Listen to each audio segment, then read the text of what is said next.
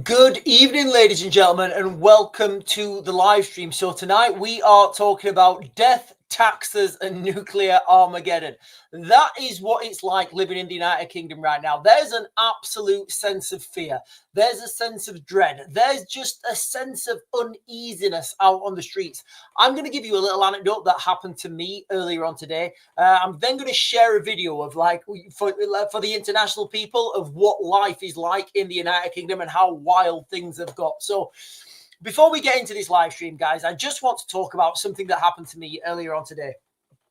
I was coming back from the gym and it gets dark pretty early now. I think it was about 6 o'clock or whatever. And I was coming back from the gym and I needed to get one of those, those like USB power banks that like you can plug stuff into. So you got like 5 of them and it goes in. You guys know what I'm talking about, right? So I went to the store to get one of those. And when I came out, it was so weird, guys. It was so weird.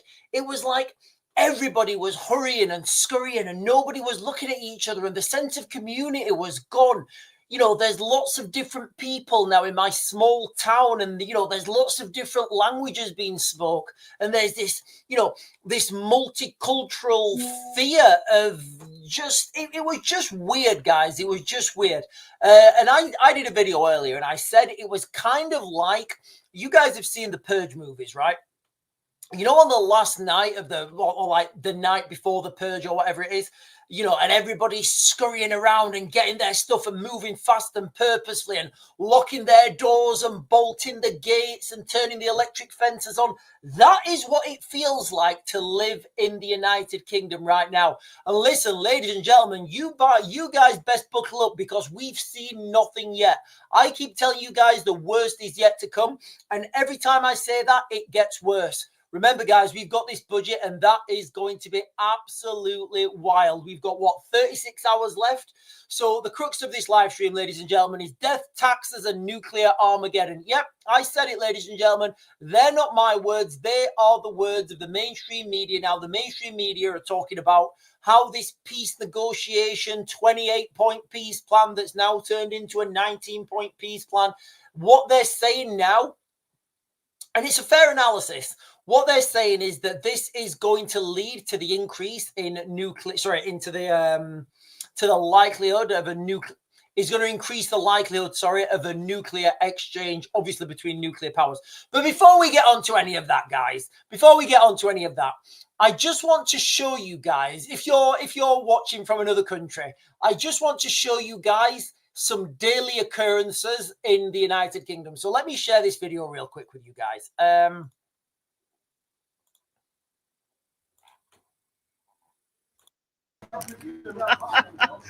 So life in the United Kingdom now, guys, all right? I've spoke about shoplifting so many times. I've spoke about, like, at what point do normal people just say, why am I fucking paying for shit? Literally, people are walking in here and taking stuff for free. And for me, like, it's not even they're getting stuff for free. It's the fact that they don't have to queue up. Am I right, guys? I'm not even bothered about the money. I just don't like fucking queuing up. And these people are walking into the supermarket. They're walking into the stores. And I'm doing pattern recognition, guys. I'm doing pattern recognition. And it seems to be predominantly black people. It does. It seems to be predominantly black people that are stealing things. There, I said it. So that may be a bad person for doing pattern recognition. Show me the videos of the white people going in and stealing things at this level. So let me play this video, guys. I'm just going to play it through. I do think it's quite funny. I'm not going to play it through. I'm going to stop it. I can't lie to myself. So just for context, you've got 2 security guards. Now, the shoplifter here, this gentleman on the right with the hood up, I'm assuming he's not happy. He can't carry enough stuff to steal. So what he's done is, and I think it's very inventive, he's taken in a wheelie bin. If you guys are international, a wheelie bin, I don't know if you guys get wheelie bins, I don't know, wherever you are, but it's like a bin on wheels. It's not a wheelie bin. So he's got the wheelie bin now, and I think he's gone in to fill it up. This is life in the United Kingdom, guys. We're turning into a third world nation. Built fucking wheelie bin up and he's gnashing. Okay, no. Game bastard. He's filled it. He's filled it with fucking stuff off the shelves, and he's trying to nash look. Oh, so he's filled it. So he's filled it with stuff from the shelves. I didn't realize he's actually filled that with stuff from the shelves. 3 of them. Okay. Built fucking wheelie bin up. So there you are, guys. That is daily life in the United Kingdom right now. And look, I've seen this myself. I've seen this at with coffee pods. I don't know if there's a thing with coffee pods. I don't know if there's a, I don't know if these gangsters, these criminal gangs, the criminal gangs, and they're sat there and they're like, mate, can you go and get me a double spiced latte? And yeah, I'll get you a double. And they're all having their little coffee pods. I don't know. Maybe criminal gangs like their coffee. I mean, I like coffee. I don't like any flavors with it, and I like it exceptionally strong. But, maybe the criminal gangs are just all into their coffee and little sandwiches and stuff. It really is unbelievable what's happening to this country. And we are a third world country right now.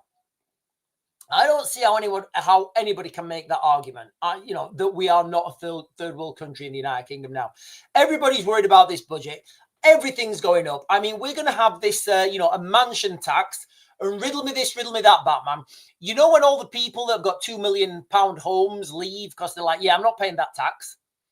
And then they say, oh, we're going to have to tax £1.5 million homes. And then they say, oh, we're going to have to tax £1 million homes. And sooner, before you know it, we will have the mansion tax, and that will be, or it will just be a life tax. We literally are slaves. I feel like a slave. Honestly, guys, I feel like I feel worse than a slave.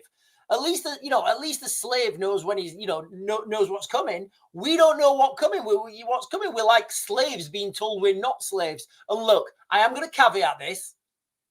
Maybe, just maybe. And I will be clear. I don't think this is the case, but I am caveating it. Pineapple Chunks on TikTok is saying, I bet the people shoplifting don't have anything to lose, which otherwise is a deterrent. Yeah, exactly. A lot of these people, well, do you know what, actually? Pineapple Chunks on TikTok. When I went to the supermarket and I saw the shoplifters, I don't know if 3 times basically. I don't know if it was the same people. But 3 times I saw people stealing coffee pods, basically. And I said to the woman, I said, after the first time, I didn't really notice. I just saw a guy with a bag and then he ran off. I was like, oh, all right, that was a bit random. The second time, I was like, oh, pattern recognition. Yeah. Guy knelt down by the coffee pods, similar bag. I thought, he may be stealing them. Again, I'm not a big coffee pod guy myself. In fact, you know what? I don't even think I've ever had a coffee pod. Not that that's relevant. And then the third time, I just said to the woman, at the checkout, I said, do we just take coffee pods now? Are they just ours? She said, oh, no, we just let them do it. I said, what do you mean you let them do it? She says, well, the police won't come out. I said, what do you mean they won't come out? They said, well, the police won't come out and they just say phone the insurance. So guess what? The price of everything goes up for everyone. And this is what people don't understand. When you start shoplifting from shops, that shop will go bust. Then you won't be able to shoplift from that shop. But you know what? You've had your sandwiches. So you know what? You've had your BLT or whatever it is. And, that's where we're heading right now. That really is where we're heading. Right. Let me, if I've got some things here, actually, I need to, hang on, what's happening here? Reform have just sent me a message. Hang on, let me read this. I'm not going to open it up on my email. Let me read this. Reform have just sent me a message. Dear Sean, they put an X on it. That's gay. That is, what are they? They've not put anything on that. This is what I mean with reform, guys. Look, for you guys who don't, I'm just literally 6 minutes ago, I got an email from Reform. So this is from Dear Sean, kind regards, X, interim chair. I'm not going to put the name. And I'm like, there's nothing there. It's literally, that's all they've put on the email. Like, what the fuck? Can you see why I didn't want to be part of Reform, guys? You know, can you see why I didn't want to be part of them? Right, in fact, you know what? I've not even turned the chat on. Sorry, guys, I do apologize. The chat, I've turned the chat on now. The chat is on. The chat's on. And for you guys on YouTube, I've put some lights there. They're a little bit underwhelming. I get it. But, you know, I need some lights over that way somewhere. But that's my first attempt. It's not a real attempt. I'm gonna change that down. I am trying to get those lights up. Right, let me jump onto the chat, ladies and gentlemen. Good evening, everyone. Good evening. Right. Good evening. Good evening, Amir the Cricket. Google, you know, is saying a wheelie bin. What the fuck? And you know what? Look, guys, and I'll hold my hands up. I will hold my hands up to those criminals. They are, you know, they're entrepreneurs, right? They are entrepreneurs, right? Okay. First of all, I go in, I fill my pockets, right? Okay, I need to capitalize. They're industrializing theft. I mean, what's next? Literally, what's next? Like a conveyor belt, like a conveyor belt, or are they going to get you know, in the army when you had to pass? I don't know if anybody's been in the army. Like, you make a chain all the time. If you need to pass stuff from one place to another, you just have people passing it like that. You make a chain. It's a thing. Is that what's coming next? Make a chain, and you've got all the criminals, and they're just in the supermarket, just making the chain and throwing things out. Is that the next one? You know, they really. I mean, look, guys. To be fair, these criminals are really, you know, these criminals really are industrializing their criminal infrastructure.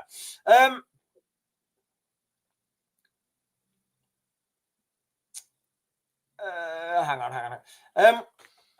Amir the Cricket is saying immigrants turn functioning empire to slums. I agree, guys. You know, they do. It's just like when you're watching this, and look, guys, you know, I'll be quite clear. I witnessed this myself today.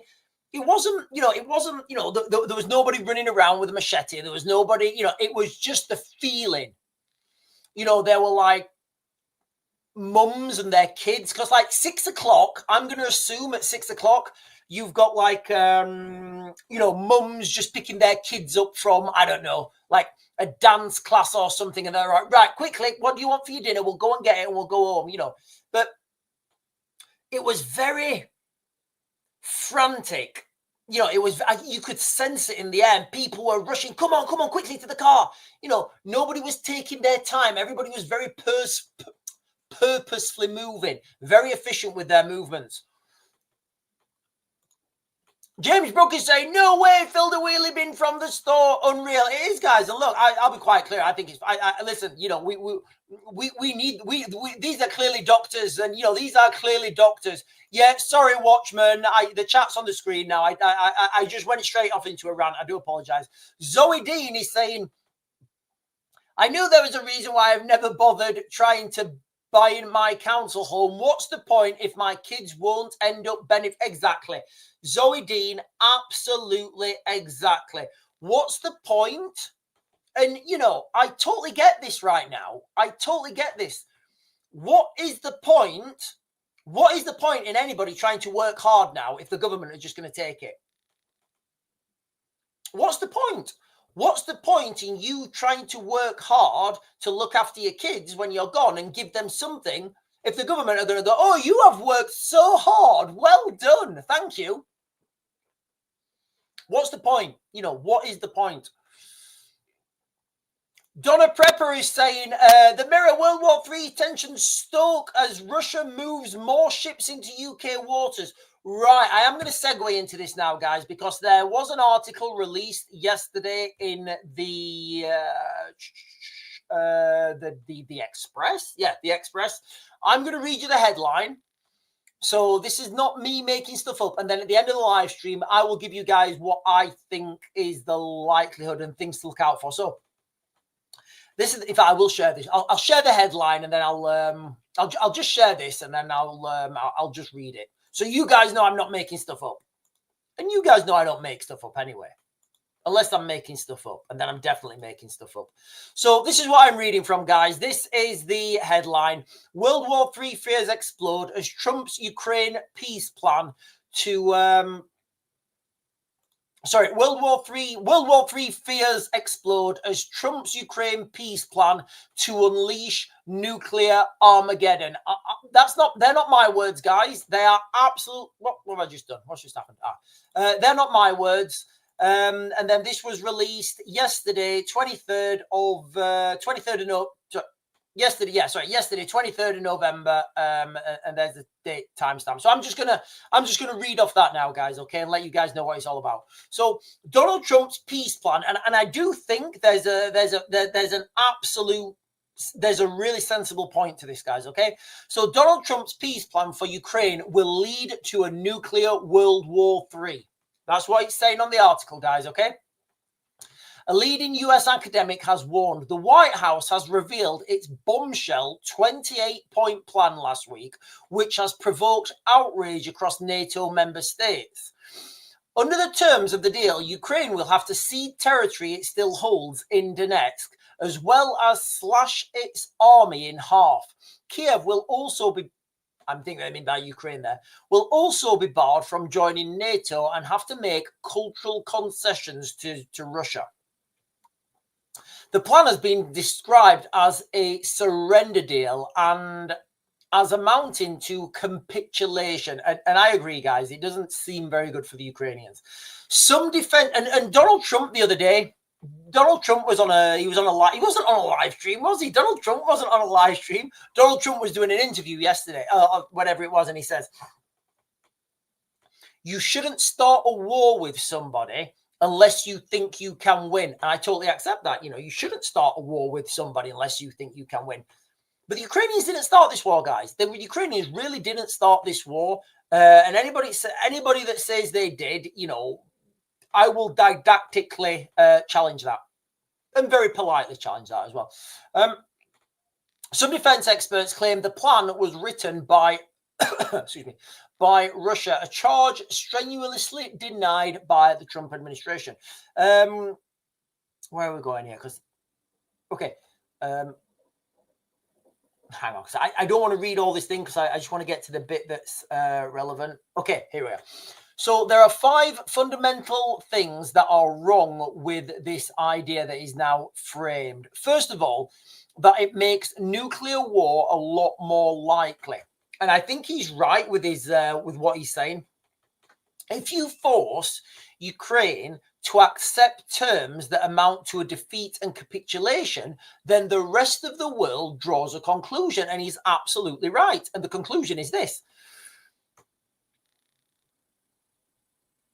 The conclusion is that you have to build up nuclear weapons to hold off an invasion from a nuclear power. Because otherwise, what hope do you have? You know, if everybody's saying don't fight with Russia because they've got nuclear weapons, then they can just keep going and going and going. You know, is Poland a nuclear power? I don't know. I don't think they are. I'm pretty sure they're not. Is Czech Republic a nuclear power? No. You know, and you see where we're going with this. So it does create a very dark precedence moving forwards. Forcing Ukraine to capitulate means nuclear proliferation. Nuclear proliferation, means an increased risk of nuclear war around the world. And I think that logic is solid, guys. I really do. I think that's solid because, look, I don't. It's a very strange situation where we're in, right? The Ukrainians are not part of NATO. We have got no legal obligation. Nobody's got any legal obligations actually to defend them. But here we are, sending billions and billions over over into Europe.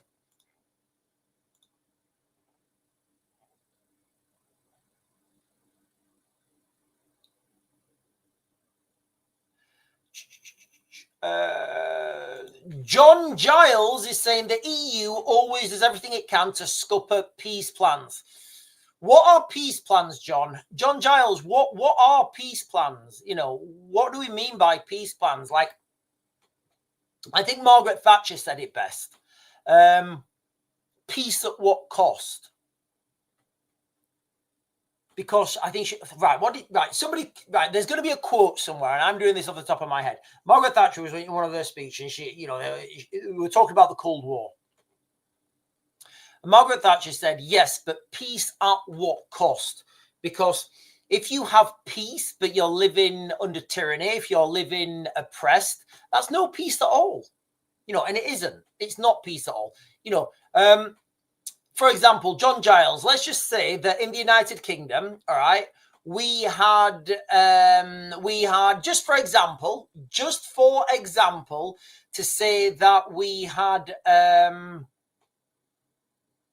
Googleino's just put, and he's right, actually. Yeah, the US has a legal obligation under the Budapest Memorandum, which is to protect Ukraine. Yeah, I think it's also the United Kingdom as well. I think it's the United Kingdom, Russia, and America that all signed the Budapest agreement. I'll Google that in a minute, but you are right, Googleino. You're absolutely right. There is a legal agreement to do that. But I don't think that legal agreement, I think the clause to that would be nobody expected Russia to attack Ukraine. When that was written, that was always going to be like outside of... Anyway, so John Giles, let me ask you this question. Let me ask you this question. If, and this is a hypothetical question, if here in the United Kingdom there was all of a sudden there was strange people in the United Kingdom, right?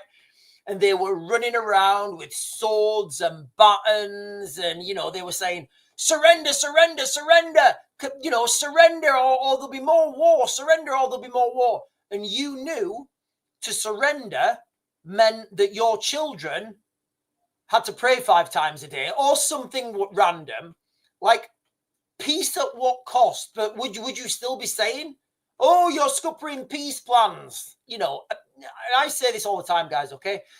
People should avoid wars at all costs, but if you find yourself in a war, you kind of need to win that at all costs. Weasel Von Diesel is saying, good evening all. Just a salute to you. You had me chuckling last night with your comments. Keep up the good work. Right, let me jump down because I've got quite a bit to get through. Hang on, I want to so the Budapest Agreement, the Budapest Memorandum, sorry. Yeah, you are right with that.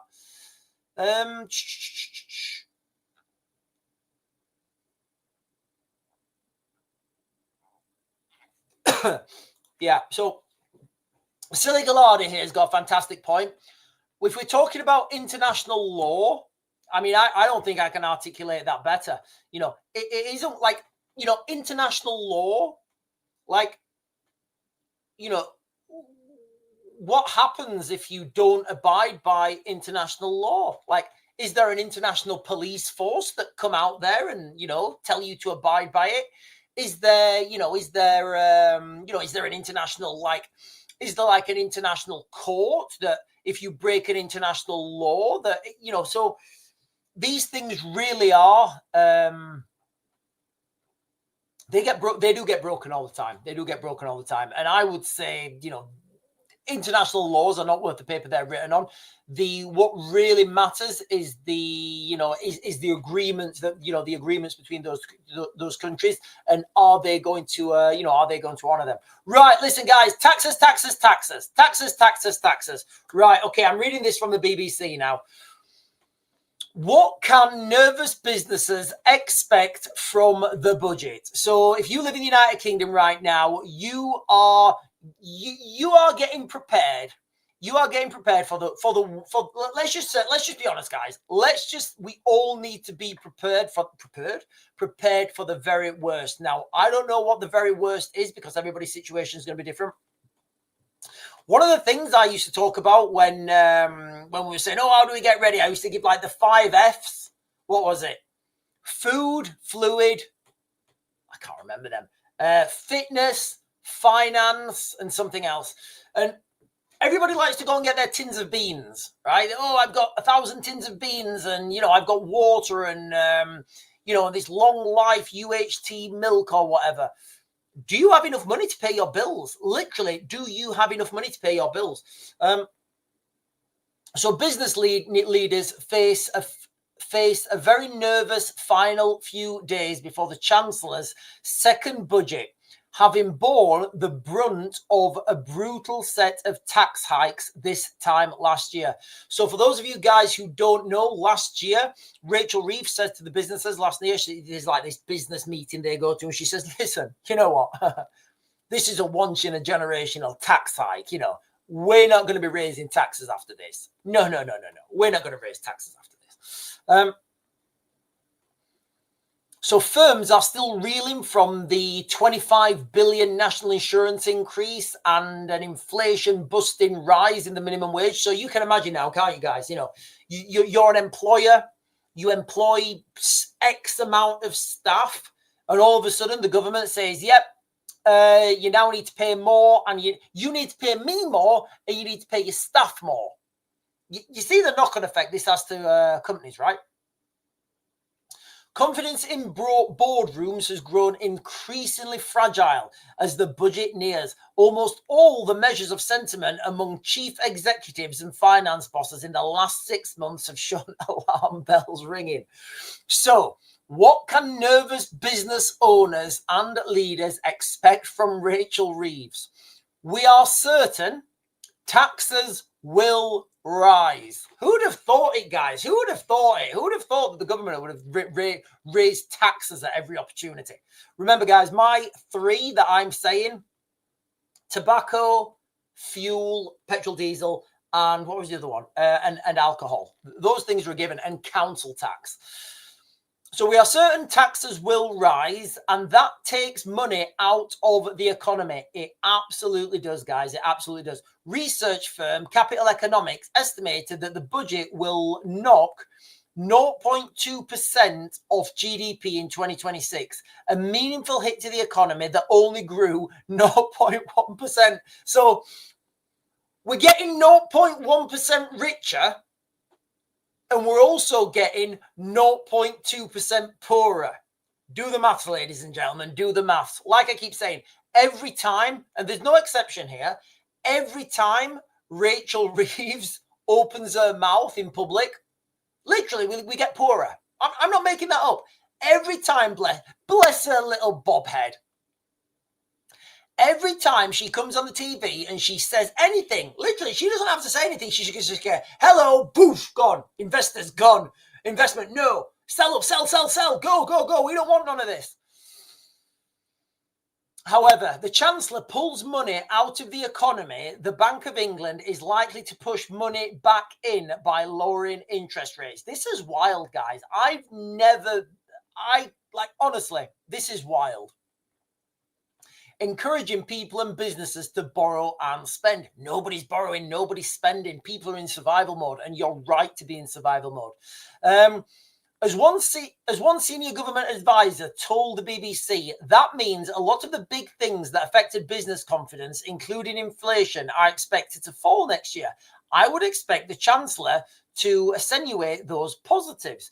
When it comes to business, the government will in part want to be judged on what it does in this budget. No more nasty surprises, no blanket tax rises. Hang on, I want to get down to this bit. I don't want to bore you with all this stuff, guys. Where are we?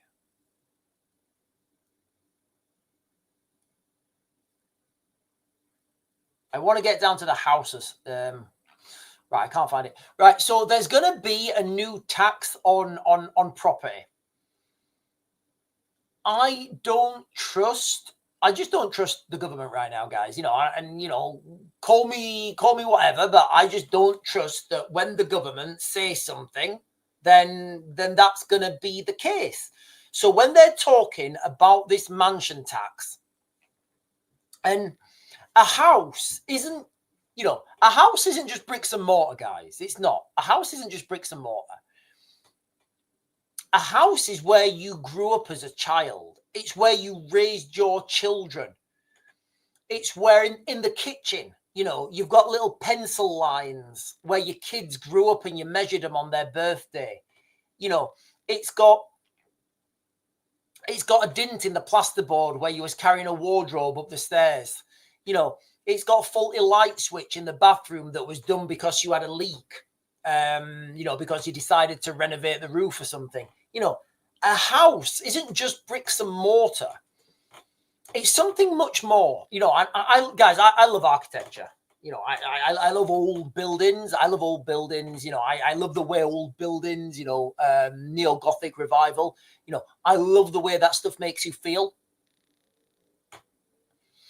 You know, so, you know, a house isn't just bricks and mortar. It's family life. That's what it represents, right? You know, a house doesn't just represent a bricks and mortar. It's your family's legacy. Now, however big or small that is, I think that sentence is true. A house isn't just bricks and mortar. It's a family legacy. I think that should go on a T-shirt, you know. And what really hit me hard today when I heard about this mansion tax and I saw where it was going, you know, again, look, guys, let me caveat this. I don't know what is actually going to be announced. I'm only saying, and I don't think anybody does until it actually gets announced. But when I saw this new mansion tax, I'm going to say that mansion tax, the threshold starting at 2 million, will come down and down and down and down and down until you're literally sat there thinking, what am I doing? Literally, what am I doing? And the example I gave earlier on, and it's kind of a dark example, and it's not a good one either. But I did say this live stream, guys, we're talking about death, taxes, and nuclear Armageddon. So here's the death bit. So imagine you're there. I was talking to my dad about this earlier, actually, because he wants me to go and put an air brick in one of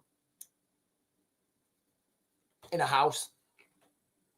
So I was talking to my dad about this, and I said, Dad, can you imagine, like, you know, you've worked all your life, all right? And let's just say you've worked all your life and you've got, like, you know, 2 million quid or whatever, or your house is worth $1 million and it's come down. And then you die and the government wants to take your house. It's fucking disgusting, guys, because they know those kids will move heaven and earth to try and hold on to that house. You know, they will. Those kids will be like, oh, hang on a minute, this is my fucking house. You know, you know, my head is on that wall from being 1, 2 on that doorway, from being 1, 2, 3, 4, 5, 6, 7, 8, 16 when I didn't want to do it anymore. And then when I was 21, I had it done again. That's what the kids will do. So those kids will move heaven and earth to try and keep that house in the family. And it's disgusting, guys. It's absolutely, it's so vile.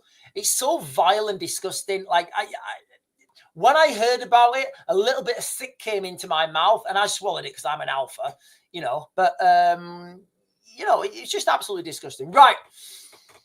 Linda Clark is saying, Sean, I've lived in my house. Sean, I've lived in my house since I was born, 65 years. It has everything that you say. Guys, I'm fucking telling you, right? This mansion tax, right? This mansion tax is disgusting. It's absolutely vile. Linda Clark is saying, Sean, I've lived in my house since I was born 64 years. It has everything that you say. All our height charts on the wall from my parents down to my grandchildren. I don't ever want to leave here. So you can imagine now, right? You can imagine now when people die and the government want to take those houses, like Linda's saying there, a house that's being handed down. And again, you know, I don't know what situation everybody else is in. I don't know what situation people are in. Everybody's in a different situation. But this will affect everyone. Joshua Harrison is saying, people really need to stop being so tolerant of all this. Otherwise, what's the point? Because us young people won't have a future. Yes, Joshua. Like I always say, we have no legal framework to oppose the government. We have no framework to oppose the government. So when this happens, it will happen fucking big. It will happen really big, guys. Really, really big.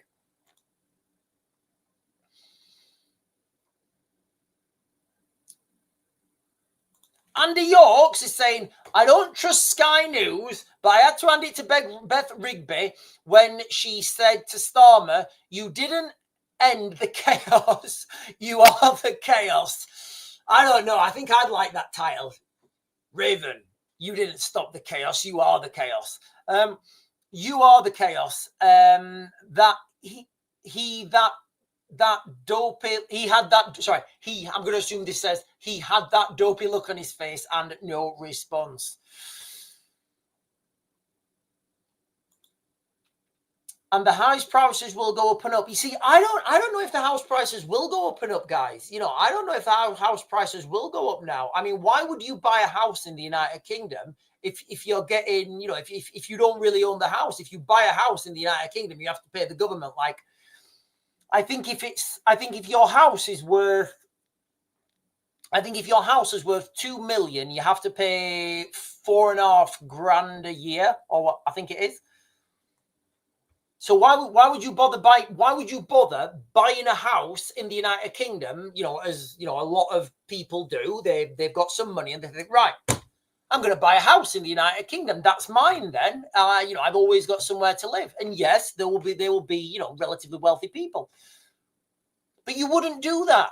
You wouldn't do that if you had to pay $4,500 a year. You'd be thinking, oh right, well I can buy a house in the United Kingdom, but I've got to pay $4,500 a year on it. So I'm like, well, what's the point?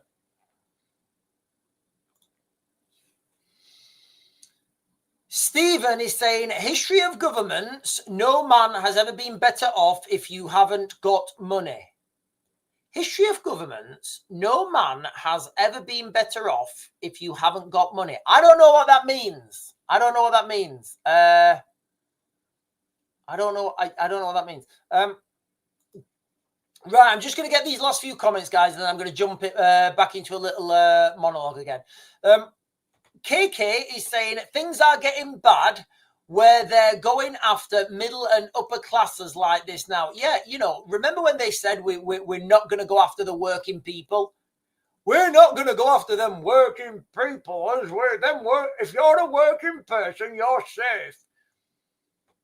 Well, it turns out they may just be going after these, working people right now.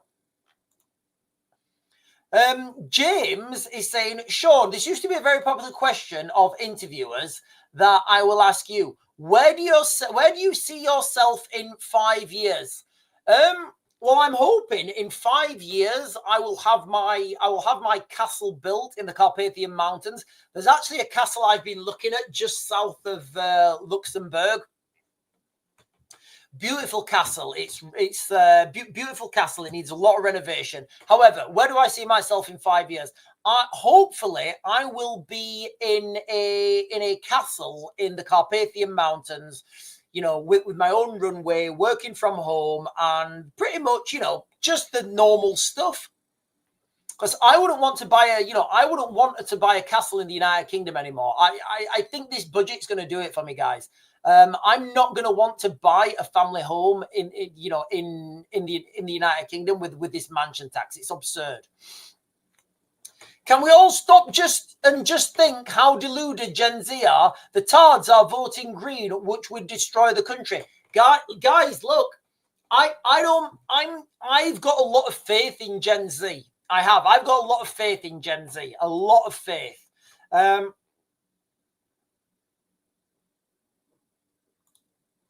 Oh, hang on a minute. Right, Sean, they always give a heads up of what they're planning to do by promising they won't just a few years before. It's a game of opposites. Yeah, it's like, what's that book? 1984. It's literally doublespeak. They're literally doing doublespeak.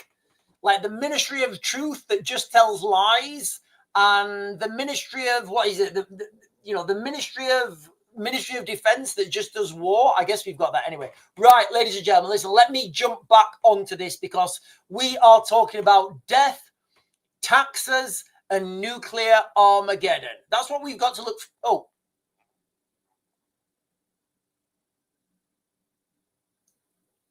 Oh, I've been blocked off. I've been banned on TikTok again.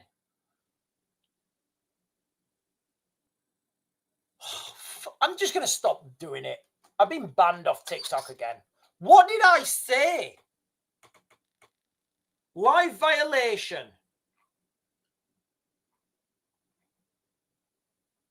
What did I do? I've been banned off TikTok. This live violates our community guidelines. Your access to go live across channels, including multi-guest, has been removed. Jeez. What have I done? Hate speech. Hate speech. God. I mean, I'm going to appeal it because it's not related sources. TikTok is enriched with diversity. Right, okay. Do you agree with this decision? No. Appeal. It's not, I'm not sure why I got it. My live did not. Yeah, it didn't come to it. Didn't. You see, this is the thing now.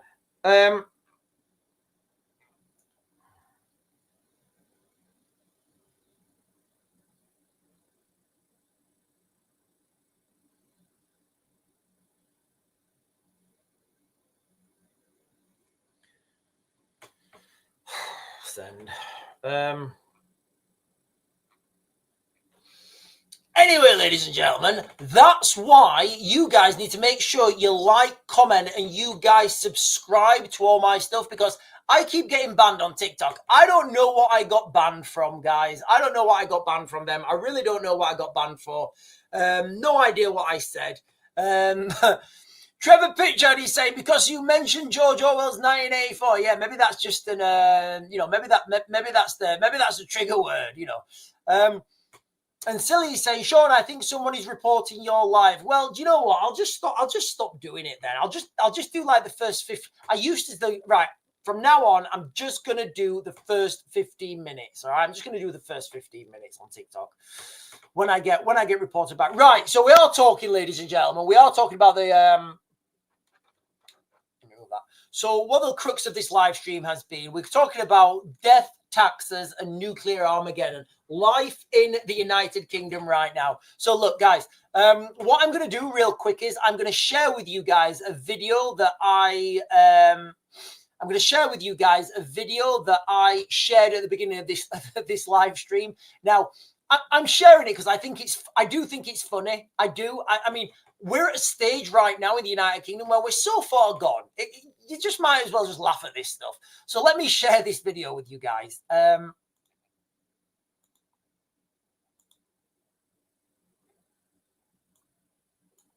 So this is the new shoplifting. This is how shoplifters are rolling now in the United Kingdom. I mean, to be fair, they're capitalizing. They're industrialists. They've obviously been shoplifting and they can't fit enough stuff in their pockets. So now they need to, I'm going to assume they've been in with backpacks and little carrier bags. They're like, no, we need more stuff. We need something bigger. So this guy, look, he's gone in with a wheelie bin. For those of you guys who don't know, a wheelie, it's just a bin on wheels. It's so the bin men, when they're emptying them, they can, they don't do their backs. So I am going to stop this at various points, but you can hear what the people are shouting. They're saying he's just come in and filled that wheelie bin with stuff from the shelves, and now the security guards are obviously unable to stop him. Filled fucking wheelie bin up and he's gnashing.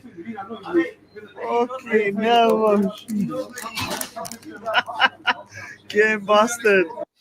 Look, I'm just looking at the logo there on his shirt, and he's in the Co-op. For those of you guys who don't know, the Co-op is ridiculously expensive. I don't know how they're staying open. But anyway. He's filled it. So I don't know if you can hear, but the guy who's filming, he's saying he's filled it. So I'm assuming he's filled that wheelie bin with swag. I don't know, sweeties, sandwiches. I don't know.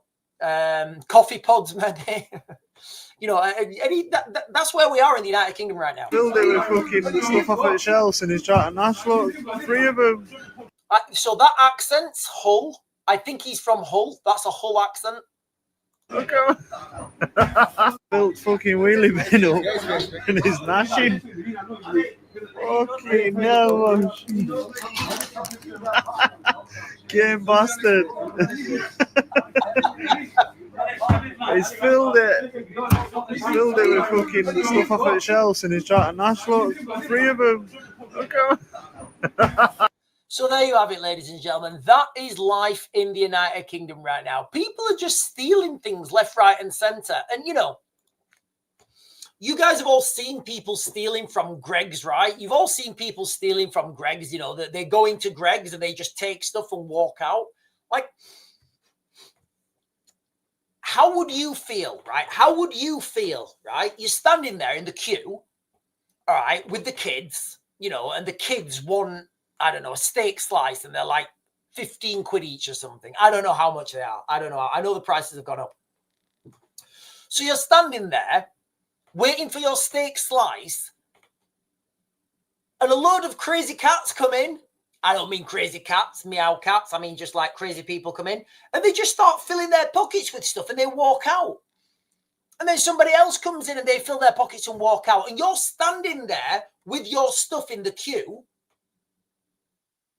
You're on a road trip or something and you want to get back to the car and you're thinking like, and obviously never do this, guys, because this is illegal. But I would speculate some people will think, well, I'm not fucking queuing up. I'm just going. If it's a free shop, it's a free shop.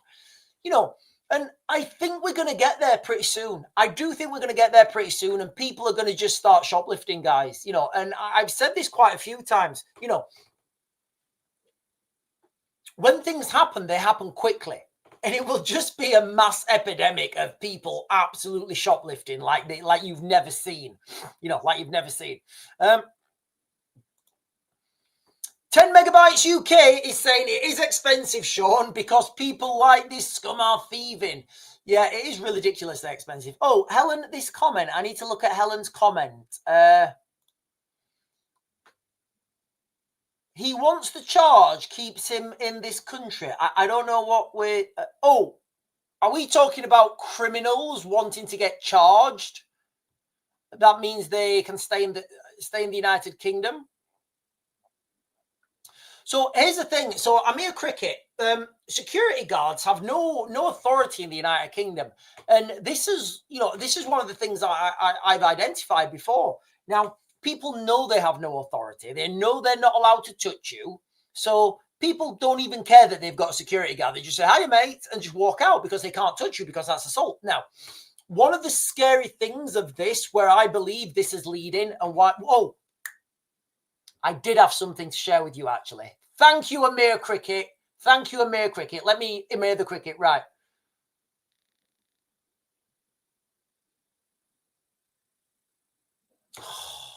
Where did I send that? I sent it to myself. Hang on.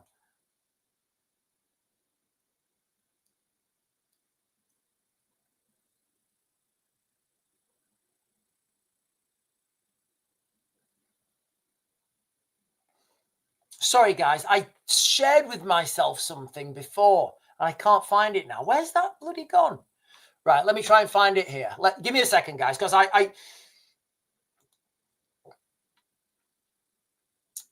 there was a word. There's a phrase.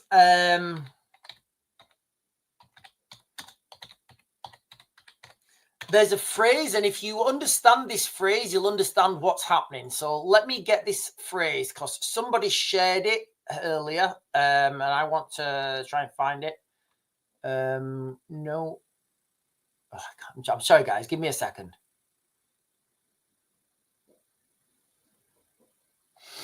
Somebody help me out here, guys. Okay, so there's a phrase, and there's an actual word. There's 2 words. So there's 2 words for it, basically, and it's what's happening right now in the United Kingdom, whereby you're letting real criminals out of jail and you're locking up people for very menial crimes. I can't find it, actually.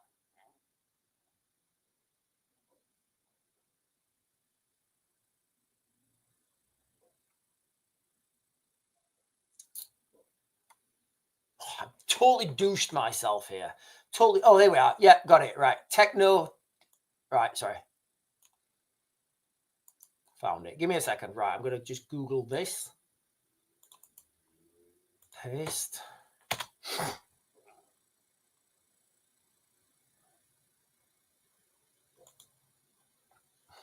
Okay, so let me share this with you. Sorry, guys, and thank you for reminding me on this. So this is something that I was trying to. I remembered the phrase, but I forgot the phrase. So let me share this with you. So if you're wondering what's happening in the United Kingdom right now, there's actually a name for it, and it's well, I'll share this with you.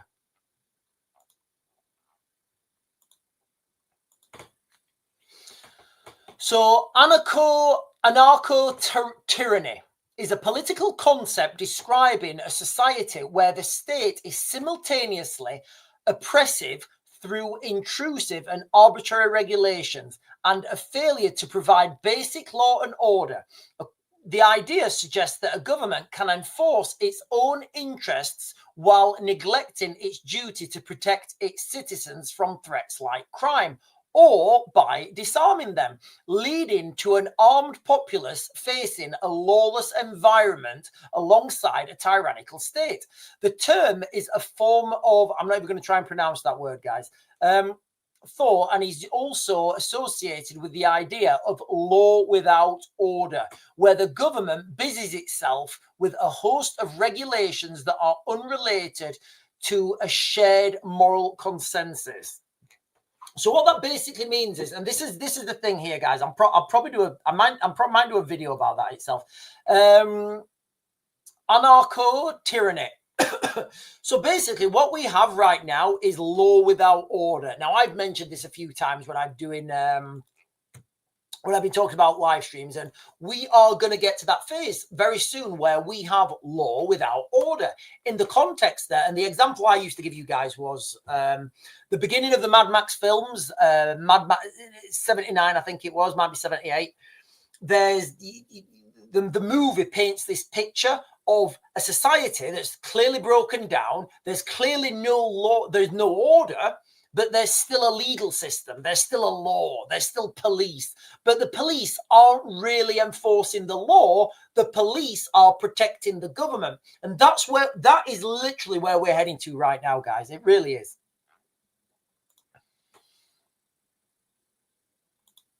KK is saying, why does this reverse criminality, Sean, about to say, seem like a distraction tactic as well on the general public? So what you do is, if you want to cause this like law without order, you have these strange laws and you go draconian on some people. For example, you've got Lucy Conley, you've got Peter Lynch, you've got the guy who got 20 months for shouting at a dog. Listen, guys, if you're joining for the first time and you're only just on here, please make sure to like, comment, subscribe, and join the party, guys. Join the party. Who did very hefty sentences. I don't think anybody can deny that the sentences that they got were ridiculous. You know, we all know about, you know, the big ones, but for me, 20 months in jail for shouting at a dog, it doesn't make sense. Anyway, now I think it was today. Let me get this up. So, right, okay, guys, give me a second. Right, hold that thought, all right? Hold that thought.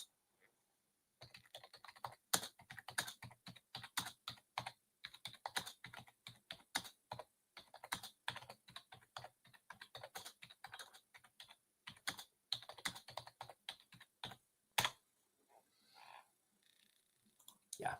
Okay, so hold that thought, guys. All right, hold that thought. So Lucy Conley, how long did she get for it? She got like heavy prison sentence, didn't she, for a tweet? Yeah. So did Peter Lynch, and then the man who shouted at the dog. So the bar's being set, right? The bar's being set, and then you get this. 20 million heroin haul found in pomegranate juice. So these two guys avoided jail. They avoided jail. They literally avoided jail. They brought in 20 million pounds worth, as the article says. they brought in £20 million worth of heroin hidden in pomegranate juice, and they avoided jail. So, like, where's the, like, you know, if you're an alien, right? You're an alien now, and you're looking down at the United Kingdom. You're looking at the United Kingdom. You're right. Okay, what are they all about in the United Kingdom? And what's good? What's a good law? Like, what are they all about in the United Kingdom? And they're like, oh well, they're okay with bringing heroin in, but if you write online, that's a bad thing. And the alien's like, oh right, okay, yeah, okay, right, fair enough.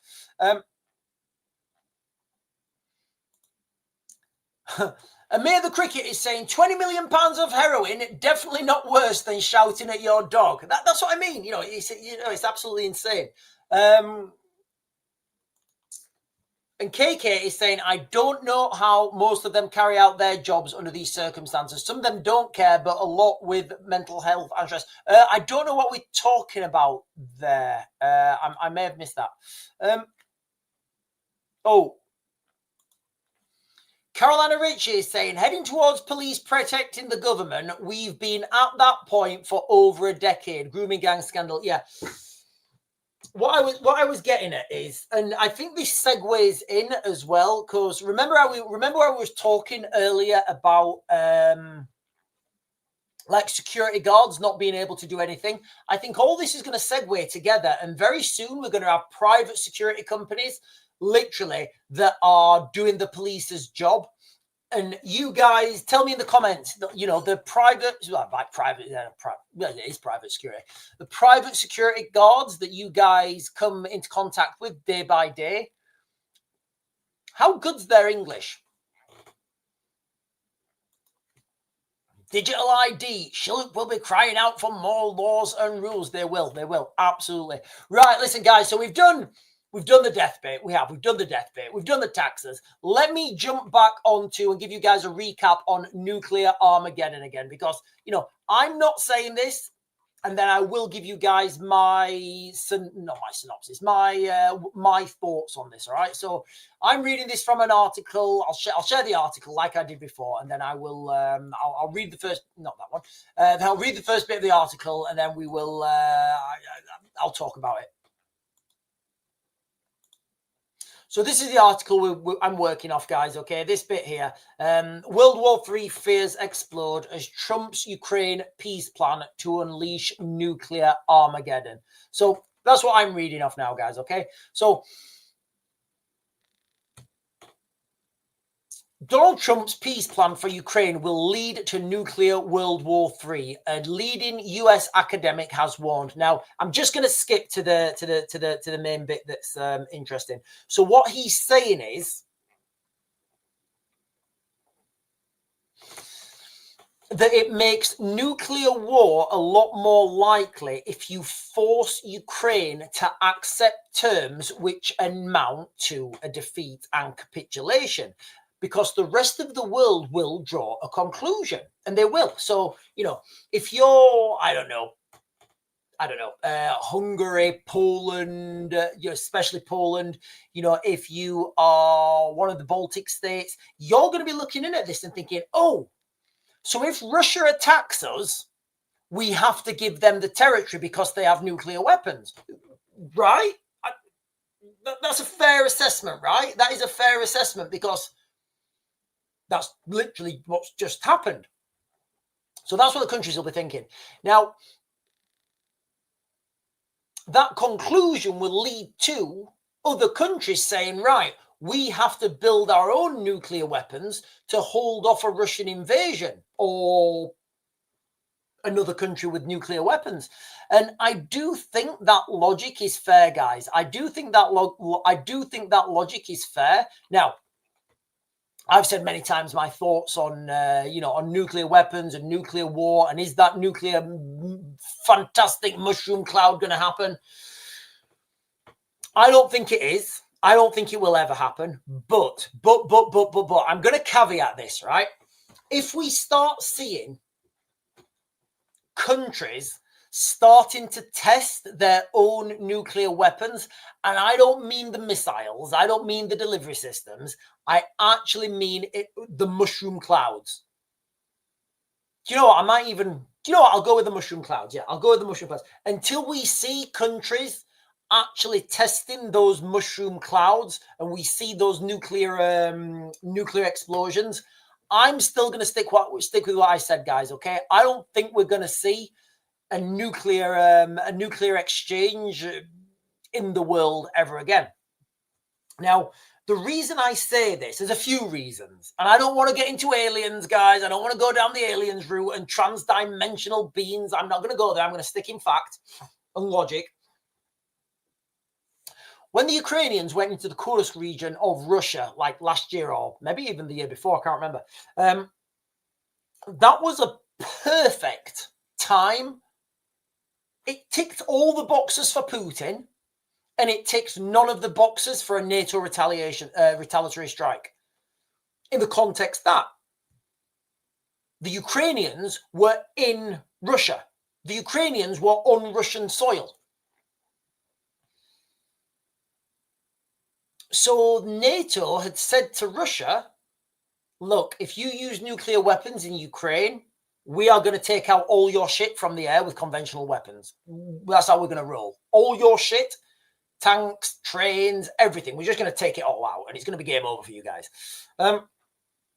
Now, if the Russians were to use a nuclear weapon in their own country, they're not using it in Ukraine, right? So NATO will be like, oh yeah, well, they've not used it in Ukraine. That's Ukraine's fault for going into Russia. And that would be, I think that would be fair. I think that would have been fair game. Now, the engineering problems, the technical problems, the scientific problems that all come with putting one of those mushroom cloud bombers in a ballistic missile, firing it up into space, having it come down. There's a lot of problems there, guys. Those things are very difficult to get to work. You can't just pull them off a shelf. So with it being already in Russia, you could literally roll that thing in on the back of a HGV. You could have all your scientists doing their little checks and balances and their tests and everything, and it would have been fine. You know, they would have had the best chance of making that thing go kaboom. They wouldn't have been, NATO wouldn't have retaliated, and NATO and the Ukrainians would have seen that Russia had the will and the capability to do a limited nuclear strike. It didn't happen. I don't know why. Maybe I'm wrong. Maybe there's something I'm not seeing. The proximity of the Kursk nuclear power plant, that's always suspicious to me, guys, because when I see these these big power plants that can generate a lot of electricity, I always think what other things are they powering? What other things are they powering?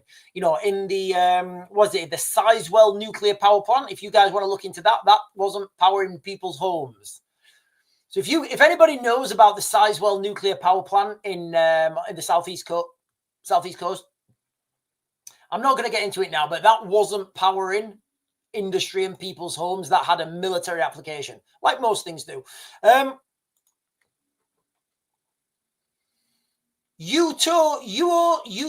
media saying the Russian vessel was in the same area as a migrant crossing because the English Channel is the location for both incidents. Was it? I don't think there was a Russian. Really? I don't think there was a. Can you send me where was reporting that? I'm not sure it was. John MK Knox is saying Poland and Hungary are in NATO, so it's not going to happen to them. John, what's not going to happen to them? I don't know what that means. It's not going to happen to them. I don't know what that means. And James Brooke is saying, Sean, do you think the peace deal will work? Not a chance. Not in a million years. Like, no, it's not. No, and it's never meant to happen. There may be a period where they claim the ceasefire's gone ahead so they can push British troops in and NATO forces into Ukraine. But one of the things on that 28-point plan that I understand that's been brought down to 19 points now is that no NATO troops in Ukraine. I totally agree, but like when Sean has spoken, reference the Second Amendment, we don't have the right to fight or form militias. Right. We will need ex-military private security to act as security guards, modern mercenary types. Yeah, I think that's been answered.